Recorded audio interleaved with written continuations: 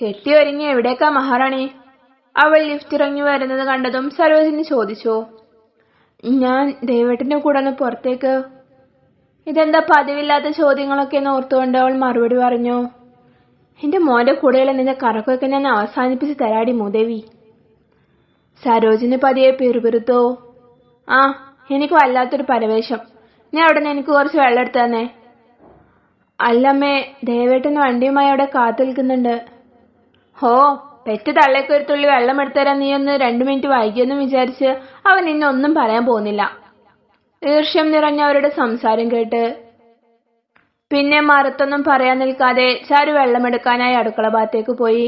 ഗർഭിണിയായതിനു ശേഷം ചാരു എവിടെ നടക്കുവാണെങ്കിലും താഴേക്ക് നോക്കി വളരെ ശ്രദ്ധിച്ച് മാത്രമേ നടക്കാറുണ്ടായിരുന്നുള്ളൂ. പക്ഷേ ആ സമയം മനസ്സിൽ മുഴുവൻ ദേവ് പുറത്ത് കാത്തു നിൽക്കുകയാണല്ലോ എന്ന ചിന്തയായിരുന്നതുകൊണ്ട് ചാരു താഴേക്ക് നോക്കാതെ അടുക്കളയിലേക്ക് ഇറങ്ങി. താഴെയുണ്ടായിരുന്ന എണ്ണയിൽ കാൽ വഴുതി അവൾ ഊരകുത്തി വീണു.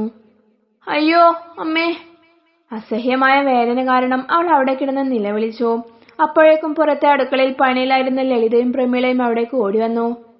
അയ്യോ കുഞ്ഞെ, എന്താ പറ്റിയത്? ഈശ്വരാ, നീ പോയി മേഡത്തെ വിളിച്ചുകൊണ്ട് വന്നേ. അവളെ താഴെ നിന്നും പിടിച്ചെഴുന്നേൽപ്പിക്കാൻ ശ്രമിച്ചുകൊണ്ട് ലളിത പ്രമീളയോട് പറഞ്ഞു. ചാരുവിന്റെ നിലവിളി കേട്ടിട്ടും ഉള്ളിൽ ചിരിച്ചുകൊണ്ട് അത് കേട്ട ഭാവം നടിക്കാതെ ഫോണിൽ നോക്കിക്കൊണ്ടിരുന്ന സരോജിനിയെ പ്രമീള പോയി വിളിച്ചു. അയ്യോ മേഡം, ഒന്ന് ഓടിവാ, ചാരു കുഞ്ഞവിടെ. പറഞ്ഞു മുഴുമിപ്പിക്കാതെ അവൾ പുറത്ത് ദേവിന്റെ അടുത്തേക്ക് ഓടി. അവനോടും കാര്യം പറഞ്ഞു. ഡ്രൈവിംഗ് സീറ്റിൽ ഉള്ളിൽ നിറഞ്ഞ പ്രണയവുമായി അവളെ കാത്തിരിക്കുന്ന അവൻ ഇത് കേട്ടതും ഒരു നിമിഷം പകച്ചുപോയി. പെട്ടെന്ന് തന്നെ അതിൽ നിന്നും ഇറങ്ങി അവൻ ഓടി അടുക്കളയിലേക്ക് വന്നു. ചാരു, ചാരു, എന്താ പറ്റിയത്? ചാരു, കണ്ണു തുറക്ക്. കഠിനമായ വേദനയും അമിത രക്തസ്രാവവും കൊണ്ട് അവരുടെ ബോധം പോയിട്ടുണ്ടായിരുന്നു. അധികം ചിന്തിച്ചു നിൽക്കാതെ ദേവ് അവളെ താഴെ നിന്നും കോരിയെടുത്തു. അപ്പോഴാണ് അവൾ കിടന്നിരുന്നിട്ട് രക്തം തളം കെട്ടി നിൽക്കുന്നത് അവൻ കണ്ടത്. ചതിച്ചു ഈശ്വര! ലളിത കണ്ണുനീരോടെ തലയിൽ കൈവച്ചു. ആ രക്തം കണ്ടതോടെ ദേവിന്റെ കണ്ണുകളിൽ ഇരുട്ട് കയറാൻ തുടങ്ങി. എന്തു നോക്കിക്കൊണ്ട് നിൽക്കുക കുഞ്ഞനീ? എന്തെങ്കിലും അരുതാത്തത് സംഭവിക്കുന്ന മുന്നേ മോളെ ആശുപത്രിയിലെത്തിക്ക്. ലളിത നിലവിളിച്ചുകൊണ്ട് പറഞ്ഞു. അതെ മോനെ, വേഗം നടക്ക്. സരോജിനി സങ്കടം ഭാവിച്ച് ദേവിനോട് പറഞ്ഞു. അവൻ വേഗം അവളെ വണ്ടിയിൽ കൊണ്ടുപോയി കിടത്തി. കൈക്കാലുകൾ വിറച്ചിട്ട് അവന് ഡ്രൈവ് ചെയ്യാൻ കഴിയുന്നുണ്ടായിരുന്നില്ല. എങ്കിലും സർവ്വധൈര്യവും സംഭരിച്ച് അവൻ വണ്ടി മുന്നോട്ടെടുത്തു. ഹോസ്പിറ്റലിലെത്തി അവളെ സ്ട്രെച്ചറിൽ കാഷ്വാലിറ്റിയിലേക്ക് കൊണ്ടുപോയി. വേഗം അവിടെയുള്ളവർ സൗമ്യ മേഡത്തെ അത് ഇൻഫോം ചെയ്തിരുന്നു. നിമിഷങ്ങൾക്കകം തന്നെ അവർ അവിടേക്ക് വന്നു. What happened? അതൊന്ന് വീണതാ മേഡം.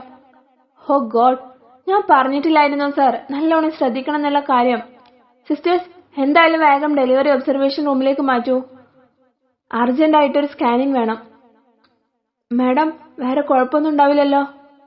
ഞാനൊന്ന് ചെക്ക് ചെയ്യട്ടെ, നിങ്ങളോട് വെയിറ്റ് ചെയ്യുക. അവർ ചാരുവിനെയും കൊണ്ട് അകത്തേക്ക് കയറി. ഇന്നേ വരെ ദൈവത്തെ വിളിച്ചൊരു ആവശ്യവും പറയാത്ത അവൻ അന്ന് ആദ്യമായി അവൾക്കും കുഞ്ഞിനും ഒന്നും സംഭവിക്കരുത് എന്ന് മനമുരുകി പ്രാർത്ഥിച്ചു. അവൻ ആ റൂമിന് പുറത്ത് അങ്ങോട്ടും ഇങ്ങോട്ടും നടന്നുകൊണ്ടിരുന്നു. പുറമെ സങ്കടം അഭിനയിച്ചുകൊണ്ട് സരോജിനി ഉള്ളിൽ ചിരിച്ചു. എന്റെ മോനെ, നീ കാല് കഴിക്കും. നീ ഇങ്ങനെ അങ്ങോട്ടും ഇങ്ങോട്ടും നടക്കാതെ ഇവിടെ വന്നിരിക്ക്. എനിക്ക് പേടിയാവുന്നമ്മ, അവർക്കൊന്നും സംഭവിക്കില്ലല്ലോ അല്ലേ? ഏയ്, കുഴപ്പമൊന്നും ഉണ്ടാവില്ല, നീ ടെൻഷൻ അടിക്കാതിരിക്ക്. ആ പാവം പെങ്കോച്ചിനെ പറഞ്ഞു പറ്റിച്ചിട്ട് അവൻ അവരുടെ കാലത്തിൽ ടെൻഷൻ അടിച്ചിരിക്കുക. സരോജിനി മനസ്സിൽ പറഞ്ഞു. ഒരു അരമണിക്കൂറിന് ശേഷം ഡോക്ടർ സൗമ്യ പുറത്തേക്ക് വന്നു. അവരെ കണ്ടതും ദേവ് വേഗത്തിൽ അവരുടെ അടുത്തേക്ക് പോയി. ഡോക്ടർ, ചാരുവിന് കുഴപ്പമൊന്നുമില്ലല്ലോ? അവൾ ഓക്കെ അല്ലേ? ചാരുവിന് കുഴപ്പമൊന്നുമില്ല, പക്ഷെ കുഞ്ഞിനെന്താ പറ്റിയത് ഡോക്ടർ? ഞങ്ങളുടെ മാക്സിമം ശ്രമിച്ചു ദേവ്, പക്ഷേ ഉള്ളിൽ നല്ലോണം ബ്ലീഡിംഗ് ഉണ്ടായിട്ടുണ്ട്. ഈ കുഞ്ഞിനെ നമുക്ക് കിട്ടില്ല. അയ്യോ, അങ്ങനെ പറയില്ലേ ഡോക്ടർ. ഞാൻ എത്ര പണം വേണമെങ്കിലും നൽകാം. പ്ലീസ്, എങ്ങനെയെങ്കിലും ഞങ്ങളുടെ കുഞ്ഞിനെ രക്ഷപ്പെടുത്തണം.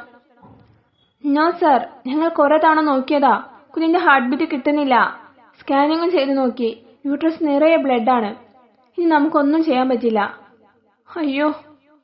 ദേവ് തലയിൽ കൈവച്ചുകൊണ്ട് കസേരയിലിരുന്നു. സാരംഗിക്ക് ബോധം വന്നിട്ടുണ്ട്. ബ്ലീഡിങ്ങും പെയിനും ഒക്കെ ആയിട്ട് അവളുടെ ബോഡി ഭയങ്കര വീക്കാണ്. അവിടെ ട്രിപ്പിട്ട് കിടത്തിയിരിക്കുക. ആ കുട്ടിയോട് ഞാൻ ഈ കാര്യം പറഞ്ഞിട്ടില്ല. എപ്പോ കൺസൾട്ടിങ്ങിന് വരുമ്പോഴും കുഞ്ഞിനെ കുറിച്ച് വാ തോരാതെ ഒരുപാട് നേരം സംസാരിക്കുന്ന ആളാ. ആ കുട്ടിയെ എങ്ങനെ ഈ കാര്യം പറഞ്ഞു മനസ്സിലാക്കുമെന്ന് എനിക്കറിയില്ല.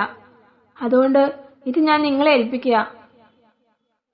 എന്റെ അഭിപ്രായത്തിൽ ഇപ്പോൾ തന്നെ അവളെ ഇത് അറിയിക്കണ്ട.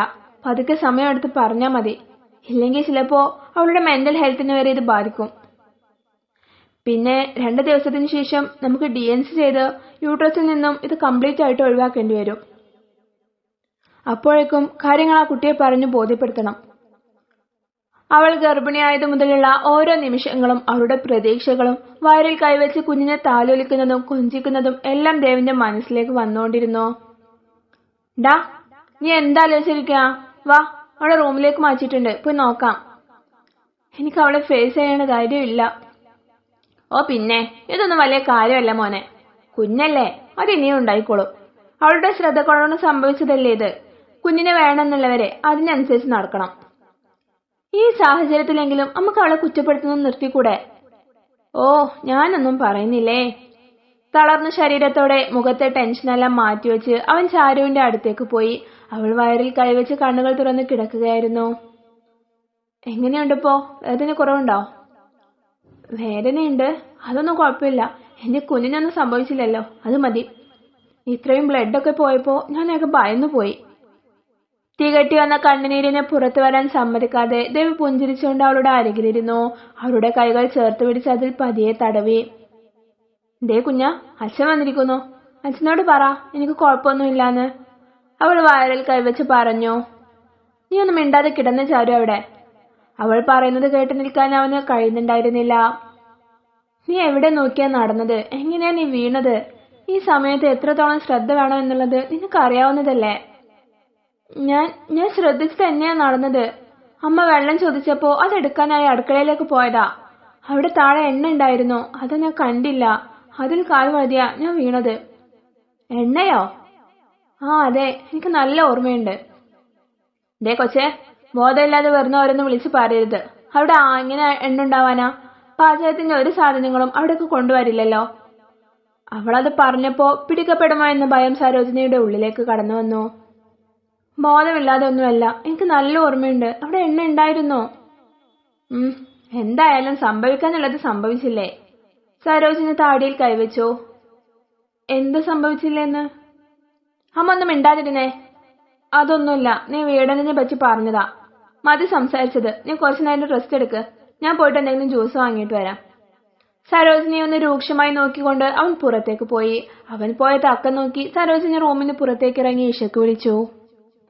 മോളെ, നീ എവിടെയാ? ഞാനിതാ അമ്മ, ഹോസ്പിറ്റലിൽ തന്നെയുണ്ട്. നിങ്ങൾ വീട്ടിൽ നിന്ന് പോന്നു എന്ന മെസ്സേജ് അയച്ചപ്പോ തന്നെ ഞാനും അവിടെ നിന്ന് ഇറങ്ങി ഇങ്ങോട്ട് വന്നു. ആണോ? എല്ലാം നമ്മൾ പ്ലാൻ ചെയ്ത പോലെ തന്നെ നടന്നു. അവരുടെ കുഞ്ഞ് ഈ ലോകം കാണാതെ തന്നെ മുകളിലേക്ക് പോയി. ആ, സത്യാണോ അമ്മ പറയുന്നേ? അതേ മോളെ, ഡോക്ടർ പറഞ്ഞു. ഓ, ഈ സന്തോഷ വാർത്ത എന്നെ അറിയിച്ചതിന് ഞാൻ നമുക്ക് എന്ത് സമ്മാനമാണ് തരണ്ടേ? അയ്യോ മോളെ, എന്ത് തന്നാലും എനിക്ക് സന്തോഷമേ ഉള്ളൂ. എന്നിട്ട് അവളുടെ അവസ്ഥ എന്താ ഇപ്പോ? ഈ വാർത്ത അറിഞ്ഞ് ഭ്രാന്തായ അവൾക്ക്. അതിന് അവൾ ഇപ്പോഴും അവളുടെ വയറ്റിൽ കുഞ്ഞു ജീവനോട് ഉണ്ടെന്ന് വിശ്വസിച്ച് കിടക്കുകയാ. ഒരു ചാപ്പിള്ളയാണ് അതിനകത്തുള്ളത് എന്ന് അവൾ അറിഞ്ഞിട്ടില്ല. അതെന്താ? അത് ഡോക്ടർ പറഞ്ഞത് ഇപ്പൊ തന്നെ അവളോട് പറയണ്ട, പതിയെ സമയമെടുത്ത് പറഞ്ഞാൽ മതിയെന്ന്. അല്ലെങ്കിൽ നീ ഇപ്പൊ പറഞ്ഞ പോലെ അവൾക്ക് ഭ്രാന്തോ മറ്റോ ആയി പോവുന്നു. ഓഹോ, അങ്ങനെയാണോ?